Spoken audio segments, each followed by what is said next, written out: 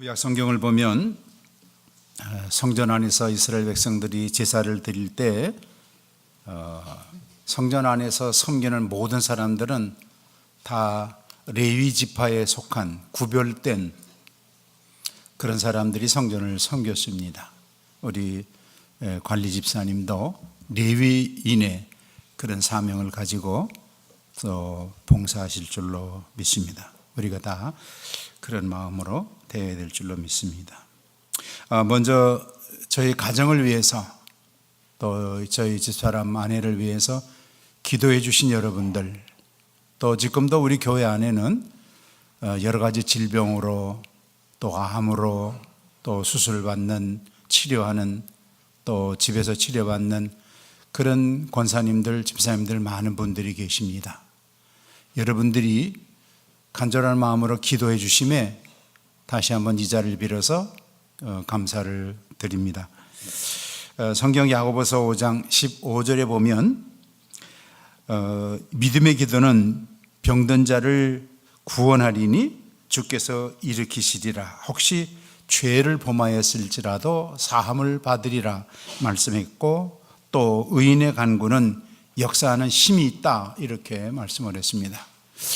영어 성경에 보면은 우리 믿는 성도들의 기도는 그런 파워풀한, 파워가 있는 그런 기도고, 우리 믿는 사람들의 기도는 실제로 역사하는, 효과가 나타나는 그런 구체적인 열매를 보는 그런 기도의 능력이다, 그렇게 말씀했습니다.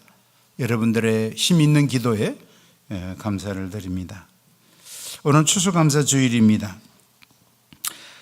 추수감사주일 뿐만 아니라 제가 목회할 때 늘 말없이 수고하는 봉사하는 분들이 많이 계신데, 특별히 이 꽃꽂이 하시는 분들, 이건 큰 아주 아름다운 예술 작품입니다. 모르긴 하겠지만 아마 몇 주일 동안 고심을 했을 겁니다. 우리 모든 성도들의 그 감사의 마음을, 풍성한 감사의 마음을 어떻게 담아서 표현을 해야 그 마음을 다 담을 수 있고, 또 그런 감사를 어떻게 하나님 앞에 표현할 수 있을까, 그렇게 기도하는 가운데 만들어진 아주 예술 작품, 뭐 노란 거, 빨간 거, 파란 거, 큰 거, 작은 거, 우리 여러 성도님들의 관심, 기도 제목, 감사, 여기 다 담겨 있는 줄 압니다. 또 뒤에는 여러 가지 진라면, 농심 탕면, 아주 맛있는, 그래서 우리 이웃들과 함께 나누는 귀한 추수감사주일입니다. 우리가 지난 1년 또 뒤돌아보면 지금 가을거지가 거의 끝나고 있습니다만, 들판에 무르이는 오곡백과 우리가 삼시세끼 이 양식을 먹으면서 생활하고, 또 여러 가지 어려운 가운데도 하나님께서 우리를 축복하셔서 경제적으로 많은 성장을 하고 있는, 그리고 개인적으로도 힘을 얻는 그런 일을 생각할 때 또 우리가 감사를 드리고, 우리 가족 식구들, 우리 자녀들 열심히 공부하면서 또 우리가 신앙 안에서 교회를 섬기면서 지난 1년 동안 왔습니다. 특별히 감사한 것은 브레싱 전도를 통해서 새로운 생명들이 주 앞에 나오고, 또 언더우드 기념관도 상당히 참 빨리 깊이 잘 진행이 돼서 아마 더 큰 기쁨의 감사가 앞으로 우리에게 있을 줄로 믿습니다. 이런 모든 감사를 오늘 우리들은 하나님 앞에 드리면서, 그런 감사보다도 더 큰 감사는 없을까, 또 더 큰 축복은 없을까 하는 것을 이 시간에 한번 생각하면서 최고의 축복, 최고의 감사, 이런 제목으로 오늘은 말씀을 드리려고 합니다. 영국의 작가 존 버녀는 그가 쓴 책 필그림스 프로그레스라는 그런 철로 역정이라는 책을 썼습니다. 성경 다음으로 세계 많은 사람들이 읽고 은혜를 받는 그런 유명한 책이죠. 아마 여러분들도 많이 읽으신 줄 압니다. 제가 주일학교 전도사로 사역할 때 이 철로역정 정말 몇 번을 읽고 설교하고 이야기했는지 모릅니다. 존 버녀는 1628년 영국의 버드폴드 에슬리라고 하는 시골의 작은 마을, 더 가난한 가정, 아버지는 땜쟁이 일을 하는 그런 가정에서 태어났습니다. 그러나 버녀는 아주 스마트하고 정말 영리하고 똑똑하고 그리고 책 읽는 것을 좋아하는 그런 학구파였습니다. 특별히 그는 성경 킹 제임스 버전 성경을 아주 많이 묵상하고 읽는 그런 신앙의 귀한 청년이었습니다. 그는 21살에 마리아라고 하는 자매와 결혼을 했는데 혼수품으로 다른 것 아니고 책 2권을 혼수품으로 신랑에게 주었습니다. 하나는 루이스벨리의 경건의 훈련이라고 하는 책이고 또 다른 하나는 아더 펜트의 평범한 사람이 하늘에 이르는 좁은 길, 이 두 책을 혼수품으로 신랑에게 줘서 버녀는 이 책을 많이 읽고 묵상을 했다고 합니다. 그러나 그는 38살 때 영국의 국교인 성공회 회원으로 가입하지 않고 비성공회 회원으로 설교를 했다고 하는 죄목으로 그는 12년 동안 감옥살이를 하게 되었습니다. 그 12년 동안 감옥살이 하는 동안에 쓴 책이 이 철로 역정이라고 하는 귀한 책입니다. 버녀는 이 책에서 몇 가지 중요한 우리 성경의 성서의 또 우리 신앙의 아주 중요한 골격을 그는 이 책에 수록하고 있습니다. 첫째로 구원은 오직 예수 그리스도, 구원은 오직 십자가를 통해서만 구원받을 수 있다, 그런 내용이고, 또 두 번째는 천성을 향해서 가는 성도들은 한 번에 단번에 아주 거룩한 그런 완전한 성도가 되는 것이 아니고 많은 훈련과 연단을 통해서 좁은 문으로 들어가면서 그런 훈련을 통해서 점진적으로 거룩한 성도가 될 수 있다 하는 그 과정들을 기록하고 있습니다. 세 번째로는 이 순례자 나그네가 이 땅을 살아가는 동안에는 더 많은 그런 위로와 격려와 용기와 힘을 얻어야 되는데 우리 성도의 피난처요, 우리 영적인 양식의 공급을 받는 곳은 바로 신실한 하나님의 교회다. 그래서 우리가 이 교회 안에서 생활을 하는 것은 우리에게 아주 소중하고 또 마땅히 우리가 이 생활을 열심히 살아야 된다 하는 것을 교훈하고 있습니다. 그리고 마지막으로 그는 사탄 마귀의 영적인 싸움에서 승리한 이후에는 하나님께서 예비하신 영원한 하나님 나라 천국에 들어갈 수 있다, 그런 내용을 이 철로 역정에서 담고 있습니다. 지금 우리는 이 존 버년이 기록한 것처럼 하나의 기독徒로서, 믿는 사람으로서 이 순례자의 길, 천국의 여정을 지금도 우리는 가고 있습니다.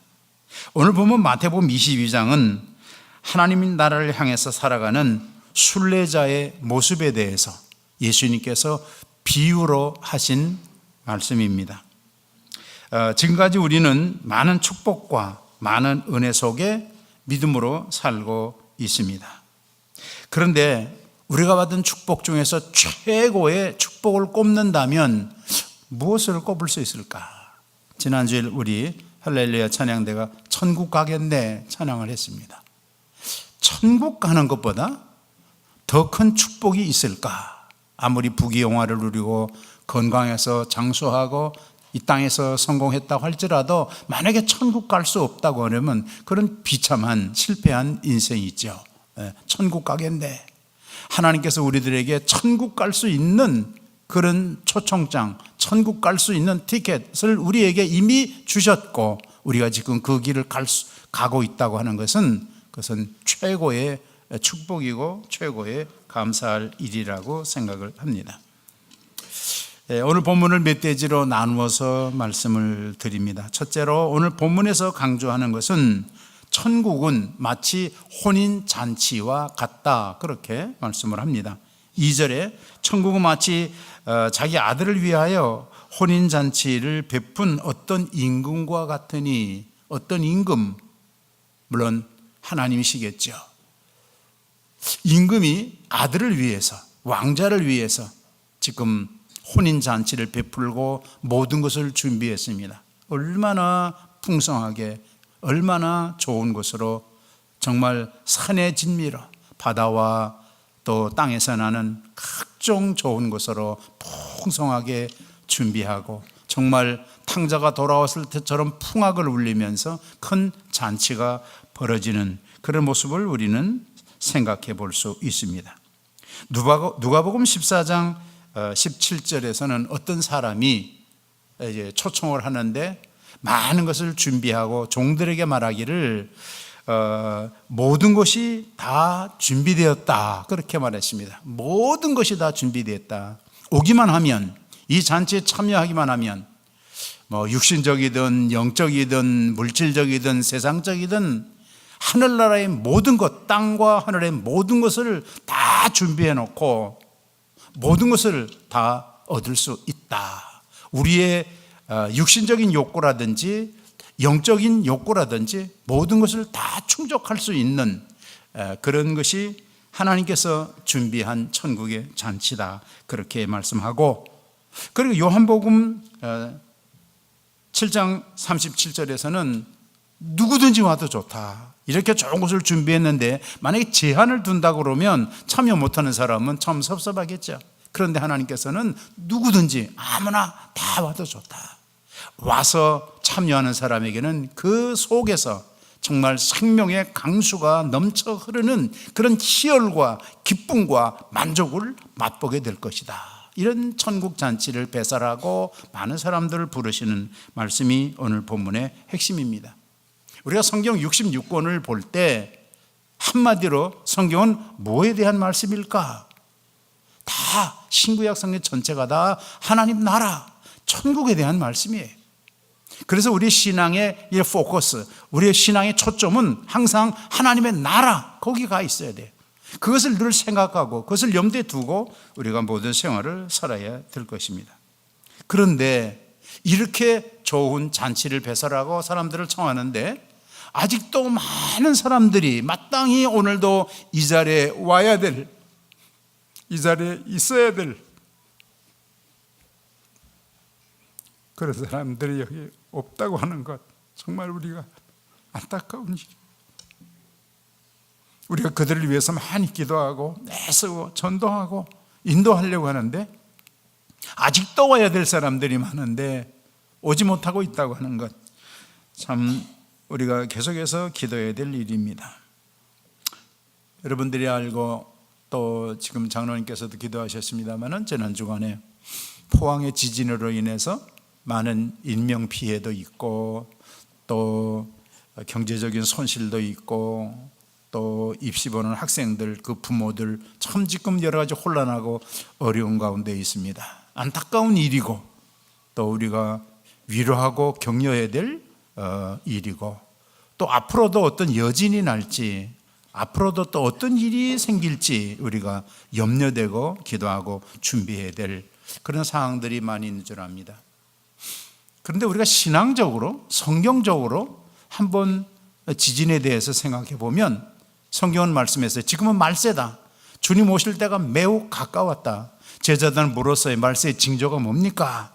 질병과 전쟁과 지진과 기근과 이런 모든 것들이 우리 눈앞에 전개되면 내가 올 때가 매우 가까웠다고 하는 것을 너희들이 알아야 된다. 그 징조로, 그 사인으로 지진도 주고 또 전쟁과 모든 것을 우리에게 주셨다. 그래서 포항의 지진, 그거는 곧 주님이 오실 때가 매우 가까웠다. 언젠가는 이 문이 다치게 될 텐데 지금 마지막 그 시간에 있다고 하는 것을 우리들에게 교훈하면서 어떻게 하면은 우리의 정말 사랑하는 그 심령들이 주 앞에 나올 수 있도록 인도할 수 있을까? 우리는 계속해서 기도해야 될 것입니다. 제가 필리핀에서 사역하면서 결혼 예식에 몇 번 참여해 본 적이 있습니다. 어떤 결혼하는 가정이 오후 4시에 결혼 예식을 해서 저희들은 미리 10분 15분 전에 가서 기다리는데 에어컨도 없고 더운데 사람들은 많고 참 더웠어요. 그런데 5시가 되도록 식이 진행이 안 되는 거예요. 우리나라 같으면 이러면 난리 나는 거죠. 우리나라만 빨리 해서 그냥 30분 안에 다 끝내야 되는데 1시간이 지났는데도 아직도 진행을 안 하는 거예요. 그래서 혼주척에다 물었어요. 아니 다 온 것 같은데 왜 아직도 시작을 안 해요? 1시간이 넘었는데 그 대답은 아직도 여기 와야 될 축하하기 위해서 오는 사람들이 여러 가지 교통편과 또 거리 관계로 아직 도착하지 못한 사람들이 있어서 그 사람들을 지금 기다리고 있는 겁니다. 만약에 우리가 4시에 식을 시작하고 뭐 얼마에 끝쳤는데 식이 다 끝난 다음에 아니 그 사람들이 왔다. 그거 얼마나 허탈하고 허무하겠는가. 그래서 그 사람들을 위해서 우리가 지금 기다리고 있는 겁니다. 그래요. 그래서 저는 참 좋은 배려다. 남을 배려하는, 우리를 축하해 주기 위해서 축복해 주기 위해서 오는 사람들을 위해서 기다릴 줄 아는 그런 너그러운 마음이 그들에게 있는 것을 깨달았습니다. 이 심정은 하나님도 마찬가지가 아니겠는가. 지금은 이미 문을 닫고 예식이 진행되어야 될 그런 하나님의 시간이지만 하나님께서는 아직도 돌아와야 될 영혼들이 있기 때문에 동구 밖에 나가서 돌아올 탕자를 기다리던 아버지처럼 아직도 문을 닫지 않고 기다리고 있는 그런 하나님의 심정을 우리가 이해를 하고 문이 닫히기 전에 정말 서둘러서 빨리 주님 앞에 우리의 귀한 심령들을 인도해야 될 것입니다. 성경은 빨리 가서 많은 사람들을 데려다가 내 집을 채우라 그렇게 말씀을 했습니다. 그런데 그 문이 닫히기 전에 우리가 빨리 전도해야 되겠다. 우리는 좀 조마조마한 마음을 가져야 될 거예요. 말세고 언젠가 문이 닫히면 못 들어갈 텐데 그 닫히기 전에 어떻게 하면 우리가 이 심령들을 인도할 수 있을까? 우리 10처녀 비유에 보면 어리석은 5처녀가 신랑이로다 할 때까지 아무런 준비를 하지 못했다가 나가서 등과 기름을 준비하고 왔을 때는 이미 벌써 때가 늦었어요. 문이 닫혔어요. 안에서는 식이 진행되고 있어요. 와서 노크를 해요. 그런데 주님, 누구냐 너희들? 우리는 신랑이 오기를 기다리던 신부들이었습니다. 그래? 나는 너희 도무지 알 수 없다 그랬어요. 그리고 아무리 노크를 해도 문은 열리지 않았습니다. 아마 이런 시간이 우리들에게도 곧 오지 않을까. 그런 시간이 오기 전에 우리 사랑하는 우리 일가, 친척, 가족, 전도 대상자들을 주 앞으로 인도해야 될 줄로 믿습니다. 두 번째 오늘 본문에서 강조하고 있는 것은 브레싱 전도 초청입니다. 3절에 보면 그 종들을 보내어 그 청한 사람들을 혼인잔치에 오라 하였더니 오기를 싫어하거늘. 또 4절에 다시 다른 종들을 보내며 이르되 청한 사람들에게 이르기를 내가 오찬을 준비하되 나의 소와 살진 짐승을 잡고 모든 것을 갖추었으니 혼인잔치에 오소서 하라 하였더니 5절에 그들이 돌아보지도 않고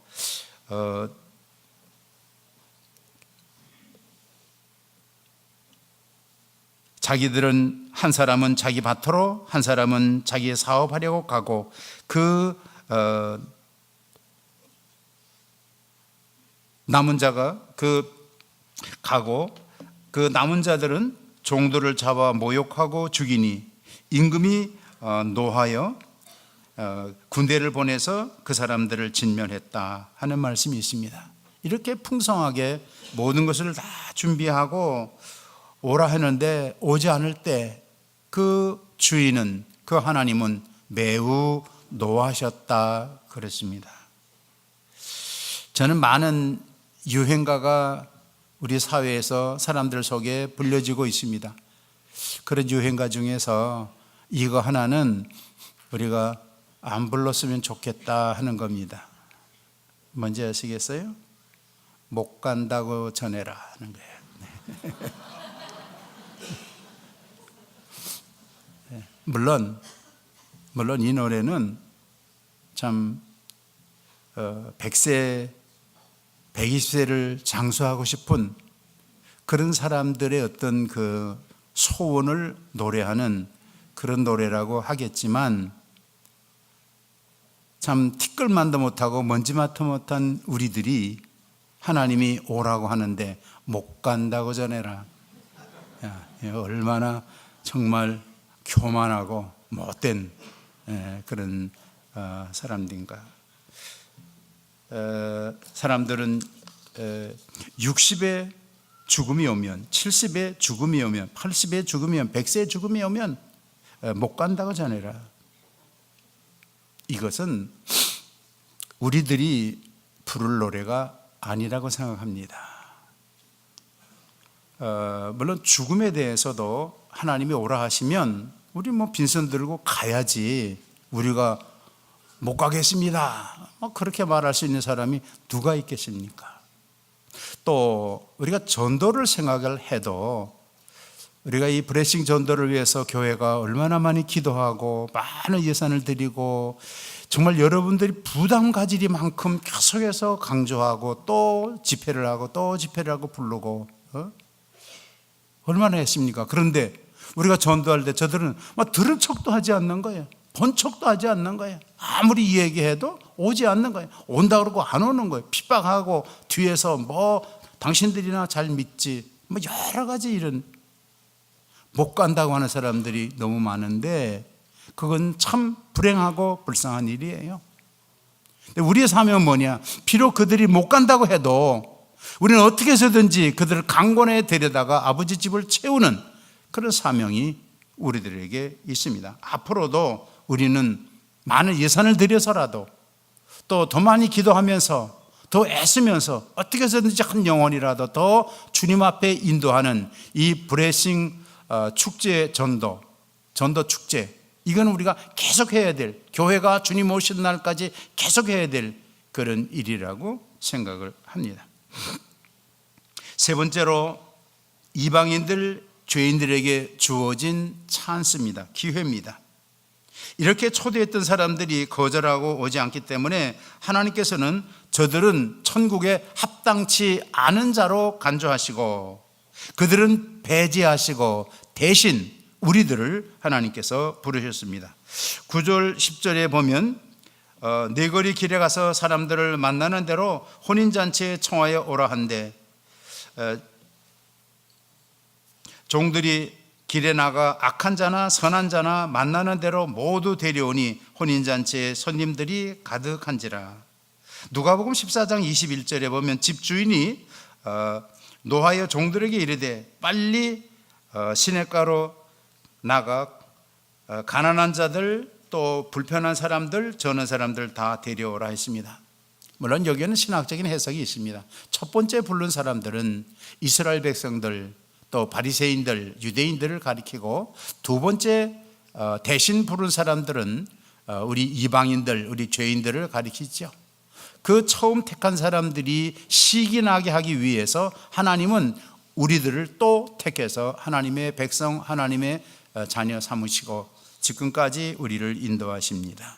사실 우리들을 살펴보면 우리는 이 자리에 와서 앉을 만한 자격이 없는, 정말 세상 사람들이 볼 때도 우리 자신이 볼 때도 부족함이 한이 없는 그런 사람들, 뭐 선하든 악하든 가졌든 못 가졌든 육신이 건강하든 아니든 우리들의 삶을 보면 이 자리에 올 만한 사람이 되지 못한다고 하는 것입니다. 그래도 하나님께서는 우리들을 당신의 자녀로 삼아주신다는 것, 이보다 더 큰 감사와 축복이 어디에 있겠습니까? 금년은 칼빈이 종교개혁을 일으킨 500년이 되는, 그래서 각 신학교나 또는 단체에서 칼빈 종교개혁 500주년 행사를 여러 곳에서 많이 했습니다. 칼빈은 우리 개혁교회의 그 핵심 교리 5가지를 이렇게 교훈하고 있습니다. 첫째로 전적 타락이고 전적 부패입니다. 우리 모든 사람들은 아무리 양심적이고 아무리 참 의롭게 살았다고 할지라도 그 사람도 죄인입니다. 타락했는데 머리끝부터 발끝까지 성한 데가 하나도 없는 타락한 죄인이다. 모두가 다 타락한 죄인이다 하는 것이 첫 번째입니다. 두 번째는 그 타락한 사람들을 구원하는데 어떤 조건이 없다는 거예요. 무조건적으로. 만약에 조건 하나만이라도 제시한다면 우리는 이 자리에 오지 못할 겁니다. 아무리 가벼운 조건을 제시해도. 근데 무조건적으로 조건 없이 우리들을 불러주셨다 하는 것이 성경의 교훈입니다. 셋째로는 그래서 불러주셨는데, 그러나 청한 사람은 많은데 택한 사람은 적다 한 것처럼 그 사람들, 온 사람들을 다 구원하는 것이 아니라 제한 속죄, 제한됐다 하는 겁니다. 그러니까 예복을 입은 사람들은 들어갈 수 있고 못 입은 사람들은 못 들어가고, 5처녀는 신랑을 영접하고 5처녀는 신랑을 영접하지 못하고, 이런 제한됐다는 거예요. 오기는 다 불렀는데 정말 구원받는 사람은 제한적이다 하는 것이 성경의 교훈입니다. 네 번째, 만약에 하나님께서 우리를 선택했다면, 하나님의 자녀로 불렀다면 못 간다고 전해라? 그거 소용없는 거예요. 우리가 항거할 수 없어요. 우리가 거절할 수 없어요. 나는 누가 뭐라 그래도 나는 안 간다, 아니에요. 어떤 날 하나님께서는 어떤 사건을 통해서든지 그가 반드시 교회에 손들고 돌아오도록 그렇게 하시는 거예요. 불가항적 은혜, 우리가 항거할 수 없는, 거부할 수 없는, 거절할 수 없는 것이 우리의 하나님의 사랑이다 하는 것입니다. 그 다음에 마지막으로는 신앙생활 잘하던 사람이 때로는 타락하고 때로는 시험받고 넘어지고 세상으로 다시 나가서 뭐 이렇게 저렇게 생활하는 사람들이 많이 있는데, 그러나 그 사람도 하나님이 선택한 사람이라면 어떤 모양을 통해서든지 그가 다시 돌아오게 하시고, 비록 우리가 부족하지만 하나님께서는 끝까지 우리를 통인해서, 자동차가 고장나면 레카차가 와서 끌고 가는 것처럼 우리가 부족하고 연약하지만 하나님께서는 우리를 이끌어서 천국까지 기어코 가게 하신다. 이게 칼빈이 말하는 우리 개혁주의 중요한 교리입니다. 이런 성경의 교훈 속에 오늘도 우리가 생활하고 있다고 하는 겁니다.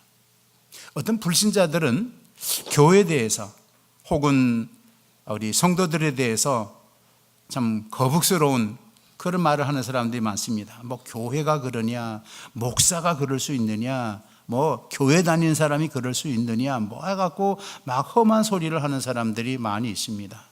그러나 그 사람들은 성경을 바로 이해하지 못하고 교회를 바로 이해하지 못하기 때문에, 왜? 교회는 완전한 사람이 오는 데가 아니에요.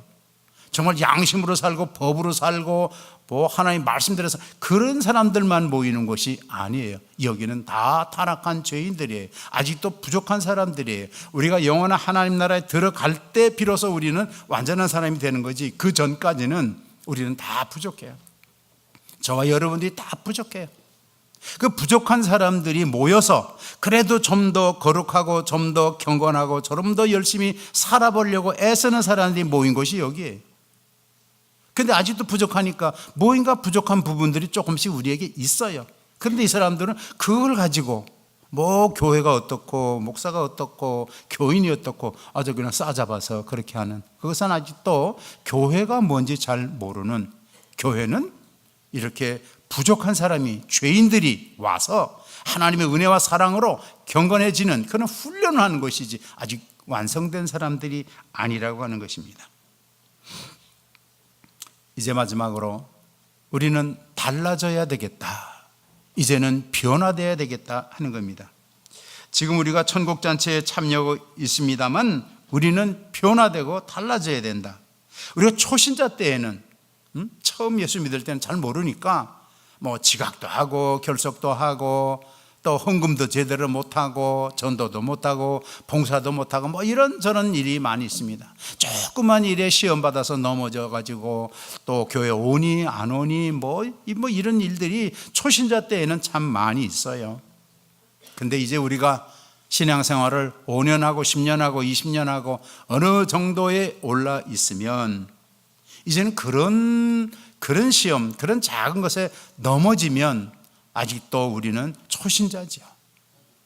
이제 우리는 좀 변화돼서 좀 성숙하고 좀 더 진실하고 좀 더 열심 있는, 하나님 보실 때 칭찬할 수 있는 그런 사람으로 우리는 더 성숙해 가야 되겠다고 하는 겁니다. 이제는 우리는 변화되어야 되겠다 하는 겁니다.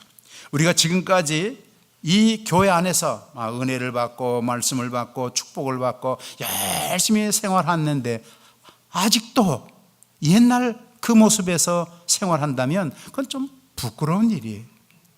이제 우리는 달라지고 새로워져야 되겠다는 겁니다. 12절에 보면 임금이 손님을 보려 올세 거기서 예복을 입지 않은 한 사람을 보고 이르되 친구여 어찌하여 예복을 입지 않고 여기 들어왔느냐. 그가 아무 말도 못하거늘 임금이 사환에게 말하되 그 손발을 묶고 바깥 어두운 데에 내어 던지라. 우리에게 중요한 것은 이 제한 속죄라고 하는 것, 여기 있는 사람들이 다 구원받는 것이 아니라 어떤 사람은 못 받는 사람도 있다는 거예요. 오늘 본문에서는 청한 사람들이 가득 있는데 주인이 와서 이렇게 보니까 예복을 안 입은 사람이 있는 거예요. 우리 기억해야 돼요. 오늘도 주인이, 하나님이 여기 와서 보시는 거예요. 이렇게. 왜? 손님들이 많이 왔으니까. 그런데 예복을 안 입은 사람이 있다. 물론 이 예복을 입는다고 하는 것은 자기 자신도 사실은 잘 모르는 거예요. 내가 예복을 입은 사람인지 안 입은 사람인지. 암만 신령하고 기도 많이 한 사람이라도 저 사람이 예복 입었는지 안 입었는지 아무도 그것을 모르는 거예요. 자기도 모르고 다른 사람도 모르고. 누가 아셔요? 하나님만이 아시는 거죠. 예복을 입었는지 안 입었는지. 그런데 이런 많은 사람들 중에 그래도 몇몇 사람은 예복을 안 입었다 이거예요. 그 사람은 바깥 어두운데 내어 쫓긴다 그랬습니다. 그래서 이 시간 우리는 우리 자신을 한번 살펴볼 필요가 있어요. 물론 그 판단이 정확한 판단은 아니에요. 내가 정말 구원 받았나? 내가 정말 성령 받았나? 내가 구원 하늘나라 갈 수 있을까? 없을까? 뭐 내가 이렇게 하는 것은 그건 바람직한 것은 아니에요. 그러나 한번 이런 말씀을 대할 때 예복을 안 입은 사람은 쫓겨난다 그랬으니까 한번 우리 자신들을 살펴보고 좀 점검해 볼 필요가 있다 그런 생각입니다. 그래서 만약에 내 스스로 생각할 때도 나에게는 성품상, 성격상, 생활상 뭐 여러 것들이 좀 부족하다고 생각을 하면 우리는 이제는 변화되고 고치고 회개하고 새로워져야 되겠다 하는 겁니다. 어떻게 하면 우리는 이제 세마포 신옷을 입을 수 있을까?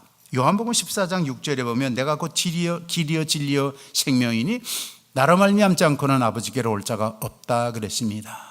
우리가 예복을 입는 것은 예수 그리스도로 말미암지 않고는 반드시 예수님을 믿고 반드시 예수님을 영접하고 반드시 그 말씀을 따라갈 때 우리가 예복을 입을 수 있다. 천국 갈 수 있다. 이렇게 말씀하고 있습니다. 문제는 내가 믿습니다. 내가 회개합니다. 내가 기도합니다. 근데 얼마나 진실하니 하는 거예요. 그 회개가, 그 고백이 얼마나 진실하니 하는 거예요. 그래서 이 시간 우리는 우리 자신들을 좀 돌아보고 지난 주일날 목사님 말씀하신 대로 탕자가 돌아올 때 그 아버지가 그를 큰 잔치를 하고 이렇게 맞아들이고 종들을 통해서 살진 짐승을 잡고 새 옷을 갖다가 입혔습니다. 그 새 옷을 갖다 입혔다고 하는 것은 그의 신분이 이제는 집 나간 사람이 아니라 내 아들이고 내 자녀라고 하는 그런 신분상 확실한 것을 보여주기 위해서 종들에게 해서 새 옷을 입혔습니다. 어떤 사람에게? 뉘우치고 돌아온 사람에게.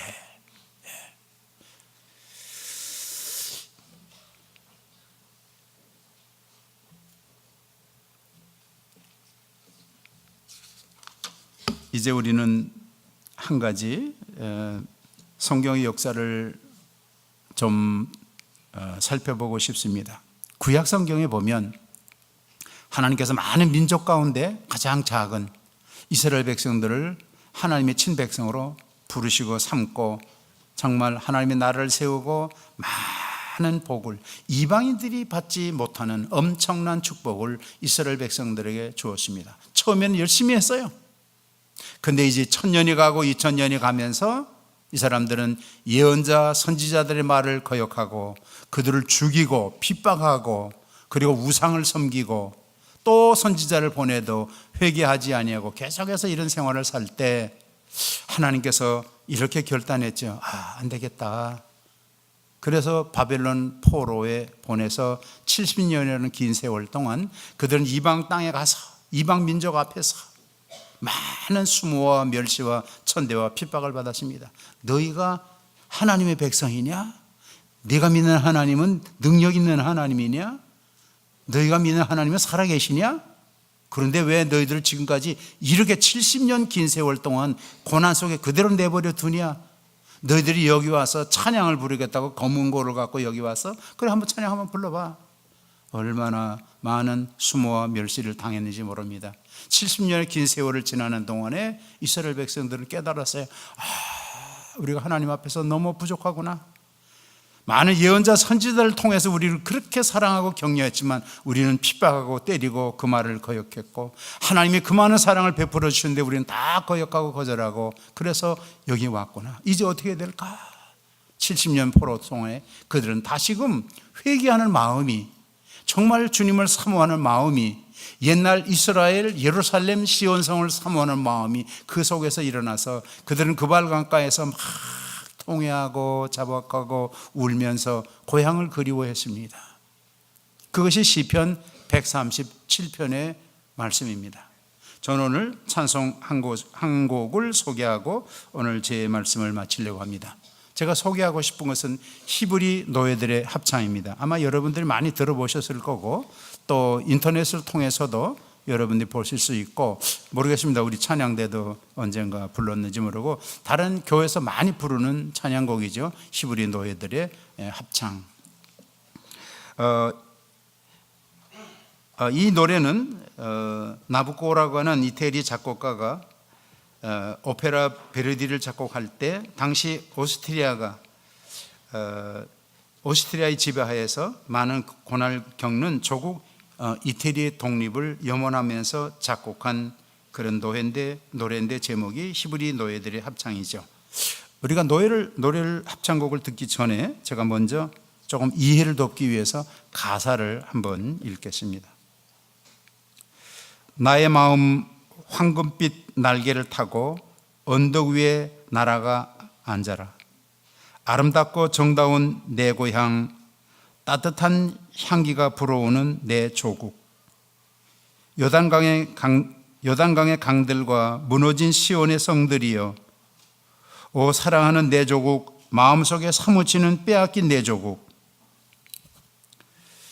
예언자의 금빛 하프여, 그대는 왜 침묵을 지키고 있는가? 그리운 가락을 울려다오. 마음속에 불타는 그 추억의 정다운 가락을 나에게 말해다오. 잔인한 운명에 설림하여 쓰라린 비탄에 젖은 시를 노래해다오. 그대 위에 주님의 노래가 고난을 이길 힘을 주소서. 우리에게 자비를 베푸소서. 우리에게 자비를 베푸소서. 우리에게 자비를 베푸소서. 이런 가사로 되어 있는 것이 히브리 노예들의 합창입니다.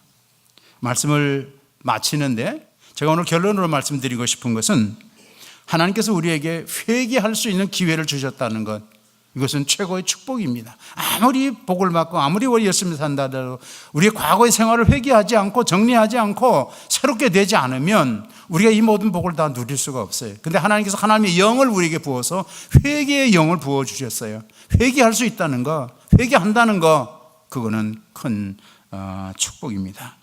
두 번째, 부족하지만 우리가 영원한 하나님 나라를, 천국을 사모하면서 그리워하면서 그 시온성, 그 예루살렘성을 그리워하면서 산다는 것, 이것은 우리에게 큰 축복입니다. 아무리 세상이 험하고 어려운 일이 많아도 우리 마음속 깊은 곳에서는 항상 그 나라를 사모하는 그런 마음이 여러분들에게 충만하기를 축원합니다. 그리고 부족하지만 우리에게는 돌아갈 본향, 우리의 고향, 영원한 천국이 있다. 그것은 축복 중에 최고의 축복이라고 생각합니다.